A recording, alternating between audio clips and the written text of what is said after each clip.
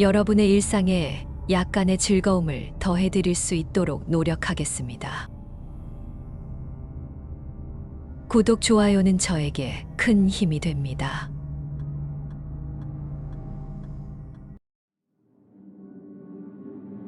옛날 영남의 땅에 윤정옥이라는 비극의 여인이 살았습니다. 밀양부사의 딸로 태어난 그녀는 남다른 아름다움과 지혜를 소유하고 있었지만 운명의 잔혹함에 짓밟히게 됩니다. 그녀를 집요하게 사모한 한관노는 신분의 벽을 넘지 못하는 자신의 사랑을 비극으로 마무리 짓기로 결심합니다. 어느 캄캄한 밤, 윤정옥을 유인하여 한적한 정원의 뒤편으로 데려갔습니다. 그는 그녀의 완강한 저항에도 불구하고 그녀를 겁탈하려 합니다. 그녀의 절규와 싸움은 헛되었고 관노의 분노는 결국 그녀의 생명을 앗아갑니다.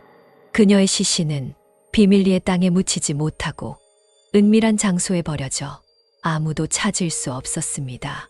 이 사건 이후 밀양부사의 자리는 불길한 그림자에 휩싸였습니다. 전해져 오는 이야기에 따르면 이 자리에 부임하는 부사들은 첫날 밤마다 알 수 없는 공포에 직면했습니다. 어떤 이들은 끔찍한 광경을 목격한 후 정신을 잃고 말았으며 또 어떤 이들은 그 공포를 견디지 못하고 도망쳤습니다. 이로 인해 밀양부사의 직위는 저주받았다고 여겨지게 되었고 그 자리를 맡으려는 이는 아무도 없었습니다. 그러나 이런 상황 속에서도 이상사라는 한 남자가 등장합니다. 그는 탁월한 실력을 갖추었지만 낮은 신분 때문에 항상 뒤로 밀려나 있었습니다. 그는 이 기회를 통해 자신의 가치를 증명하고자 했습니다. 부사의 자리를 자원한 그는 많은 이들의 경고와 걱정에도 불구하고 결심을 굽히지 않았습니다. 첫날 밤 이상사는 무언가가 일어날 것임을 알고 있었습니다. 그는 방 안에 횃불을 열어 준비하고 침착하게 그 무엇이든 마주할 준비를 했습니다. 밤이 깊어가면서 이상한 공기가 방 안을 메우기 시작했습니다. 그리고 늦은 자정 시간에 가까워질 무렵 방 안에 갑자기 차가운 기운이 감돌기 시작했습니다.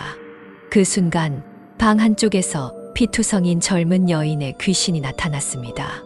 그녀의 눈은 깊은 원한으로 가득 차 있었고 그 모습은 보는 이로 하여금 등골이 오싹하게 만들었습니다. 이상사는 겁에 질리지 않고 귀신을 직시했습니다.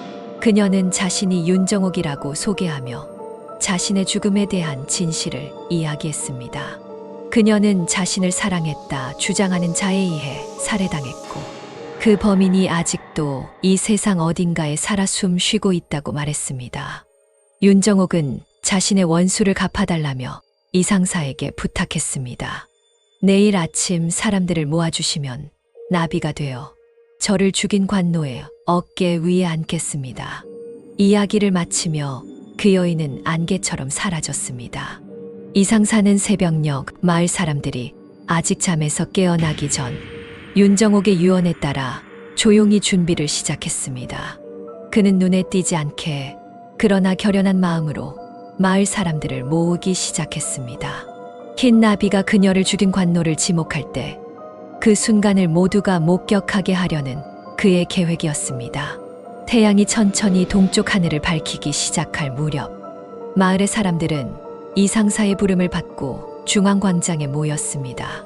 그들의 얼굴에는 궁금함과 불안함이 뒤섞여 있었습니다. 이상사는 그들 앞에 서서 윤정옥의 슬픈 이야기를 조용히 그러나 감정을 담아 이야기했습니다. 그녀가 얼마나 아름다운 사람이었는지 그리고 얼마나 비극적인 운명을 맞이했는지를 그리고 이상사는 마지막으로 윤정옥의 원수를 찾기 위해 흰 나비를 기다리고 있다고 설명했습니다. 사람들 사이에서 술렁임이 일었습니다. 많은 이들이 그 이야기를 듣고 놀랐습니다. 이상사의 진지한 태도와 그의 눈빛은 그들로 하여금 이 순간의 중요성을 인식하게 만들었습니다. 태양이 높이 떠오를 무렵 광장에 신비로운 정적이 흘렀습니다. 모든 이의 시선이 하늘로 향했고 그때 흰 나비 한 마리가 나타나 광장 위로 천천히 날아들었습니다. 나비는 군중을 지나 마치 미리 정해진 길을 따라 이동하는 듯 관노가 서 있는 곳으로 향했습니다. 사람들의 숨소리조차 멎은 듯한 침묵 속에서 나비는 결국 관노의 어깨 위에 가볍게 내려앉았습니다. 순간 관노의 얼굴이 창백해졌고 그의 눈은 공포로 가득 찼습니다. 그는 두리번거리며 주위를 둘러보았지만 모든 사람의 시선이 그에게 집중되어 있음을 깨닫고는 숨을 삼켰습니다. 이상사는 나비가 가리킨 것을 확인한 후 굳은 얼굴로 관노에게 다가갔습니다. 그는 관노에게 윤정옥의 죽음에 대해 물었고 처음에는 부인하던 관노도 결국 그의 범죄를 인정할 수밖에 없었습니다. 이상사의 지시로 관노는 곧바로 체포되어 신문을 받게 되었습니다.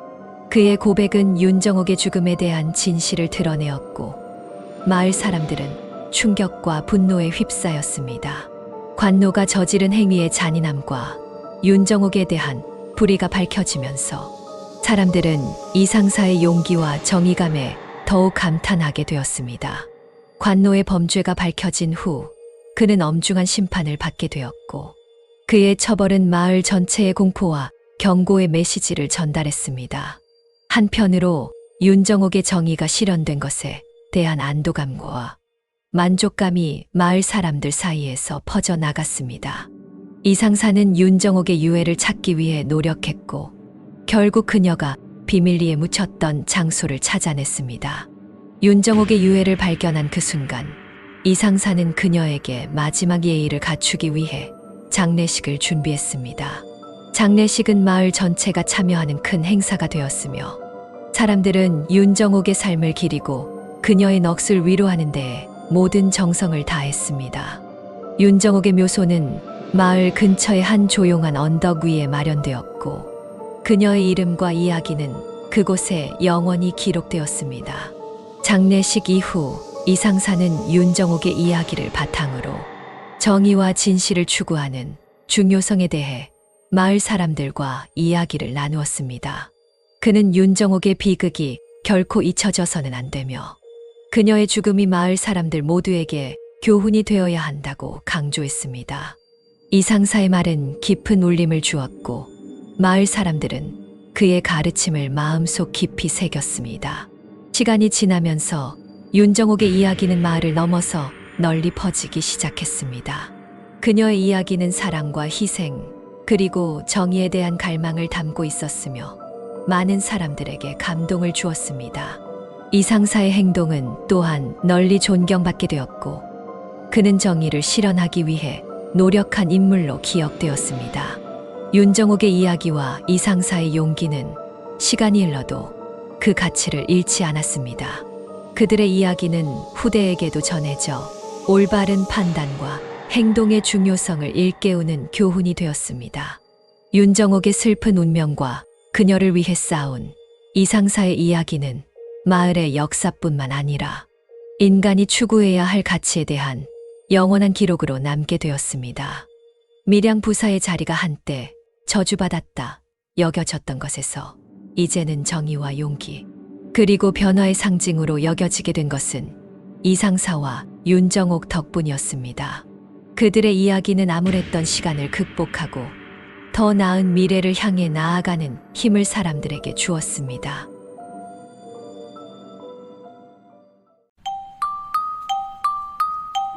시청해 주셔서 감사합니다. 구독, 좋아요는 저에게 큰 힘이 됩니다.